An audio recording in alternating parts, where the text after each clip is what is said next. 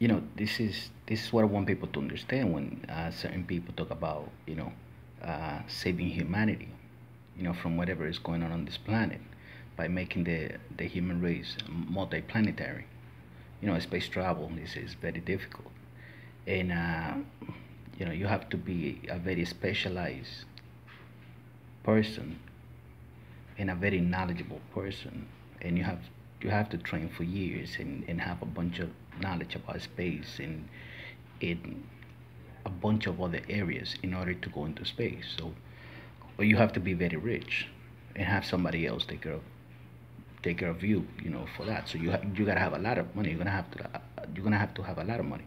So when people talk about saving humanity, they're not talking about saving the vast majority of us, or a vast portion of the human race. They're talking about, a small group of people, probably very wealthy individuals, very smart individuals, who's going to have the amount of money and resources to go to another planet and establish a colony there. They're not talking about the average citizen. The rest of humanity is gonna be left here. There's a very small elite group of people that are gonna go over there. So when people talk about this, I'm like, saving the future of humanity. You're not saving humanity because I don't think you're gonna see a mass migration of people going into space. That's just almost impossible. You know what I'm saying? Let's say, how many people can you feed on a spaceship in heading towards Mars? It's not like an airplane. You know what I'm saying? There's probably not that many people that you can feed on that space that are going to be there for 9 months, living together, doing absolutely nothing but looking at each other. Probably, you know, that's a very difficult thing to do. You know what I'm saying? And then you got the problem that you have to wait in order to get faster there. You have to wait for Mars and the Earth to be closer to each other in order to launch for you to get there. That happens every 18 months or something like that. So it's not gonna be that easy. You know what I'm saying? You're not gonna see a vast migration of people heading into space anytime soon. And the people, if this is done one day, if this is accomplished one day, the kind of people that are gonna be able to travel into space, into another planet, and be able to live there, and I don't know, have children and colonize another planet. It's gonna be either very very rich people, or a very a selected group of people, a very small selected group of people that are going to be able to do that. But the rest of humanity, really, But anybody can say, well, that's as long as someone survives. In case we're all gonna go extinct one day, as long as someone survives, uh, well, it's okay. You know what I'm saying? So sending a few people over there, and so that they can procreate and continue humanity or whatever, so they can say that argument. But I say, you know what?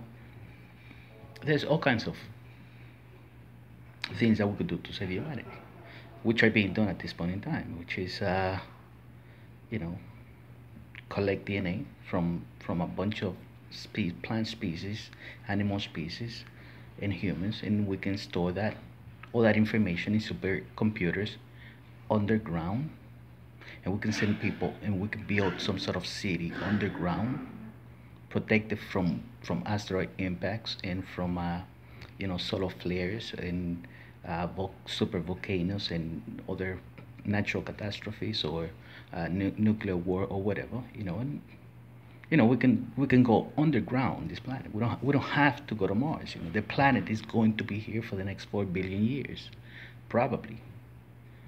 So, you know, it's not like the planet is going to be destroyed. The planet's not going to be destroyed. The planet's going to be here, no matter what.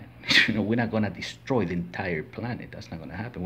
We can kill each other, but the planet is going to remain. You know what I'm saying? So, these are things that can be easily done to save humanity. We can go underground, build underground cities and caves, and protect it from whatever natural disaster happens on the planet. And this, I think, already this is being done.